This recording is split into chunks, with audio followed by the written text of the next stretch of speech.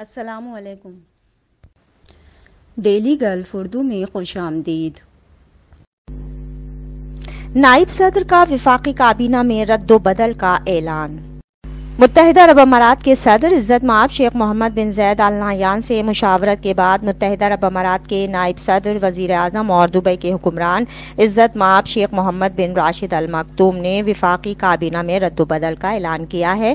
عزت مآب شیخ محمد بن راشد ال مکتوم نے کہا کہ صدر شیخ محمد بن زاید کی حمایت اور مشاورت کے بعد ہم نے کابینہ میں رد و بدل کا فیصلہ کرتے ہوئے شمع المزروعی کو متحدہ عرب امارات میں کمیونٹی ڈیولپمنٹ کا وزیر مقرر کیا ہے۔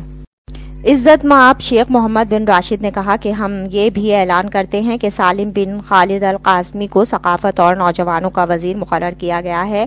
سالم متحدہ عرب امارات کے یونیسکو کے مندوب تھے۔ انہوں نے کہا کہ ہیسا بو حمید اور نورا القابی اب وزیر مملکت کے طور پر کام کریں گی۔ عزت مآب شیخ محمد بن راشد نے کہا کہ متحدہ عرب امارات کی کابینہ کی سیکریٹری جنرل مریم الحمادی کو وزیر مملکت مقرر کیا گیا ہے۔ مریم نے متحدہ عرب امارات کی کابینہ کی تمام نئی ترقیاتی حکومتی قانون سازیوں کی پیروی میں نمایاں کوششوں کی قیادت کی ہے۔ انہوں نے کہا کہ ہمیں آنے والے عرصے میں ان سے مزید امیدیں ہیں۔ شیخ محمد نے کہا کہ ہم مصنوعی ذہانت کے وزیر مملکت کے طور پر ان کی موجودہ ذمہ داریوں کے علاوہ عمر بن سلطان الولامہ کو وزیر اعظم کے دفتر کے ڈائریکٹر جنرل کے طور پر تعینات کرنے کا اعلان کرتے ہیں۔ اسی طرح عبداللہ ناصر لوت کو مسابقتی کونسل کا چیئرمین اور حکومتی نالج ایکسچینج فائلوں کا انچارج مقرر کیا گیا ہے۔ عزت مآب شیخ محمد بن راشد نے کہا کہ ہم ہیسا بو حمید اور نورا القابی کی مخلصانہ کوششوں کے لیے ان کا شکریہ ادا کرتے ہیں، ان کی تعریف کرتے ہیں اور انہیں نئی ذمہ داریاں سونپی جائیں گی۔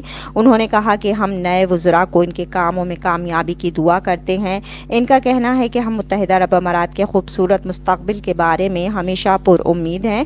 کابینہ کی تبدیلیوں میں شمع بنت سہیل فارس المزروعی کو کمیونٹی ڈیولپمنٹ کی وزیر، خالد القاسمی کو ثقافت اور نوجوانوں کا وزیر اور مریم الحمادی کو وفاقی کابینہ کی سیکریٹری جنرل وزیر مملکت کے طور پر مقرر کرنا شامل ہے۔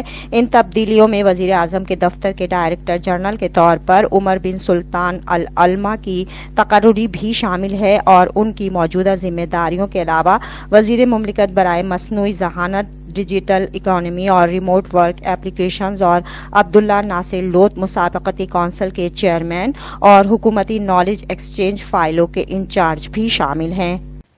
اب تک کے لیے اتنا ہی۔ اگلے بلیٹن تک کے لیے خدا حافظ۔